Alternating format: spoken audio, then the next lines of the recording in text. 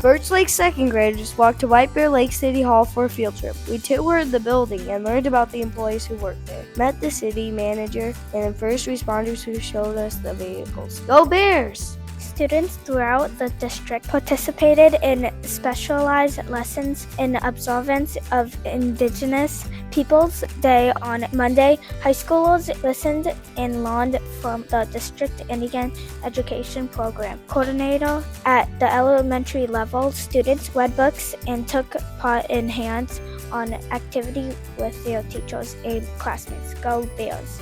Fourth graders at Fatness Heights Elementary learned about the medieval time period this week. We studied the different jobs people in that era had, including knights. One hands-on activity we did in class was make helmets. We even took the Knights' Code of Chivalry to be loyal friends and fair to all. Go Bears!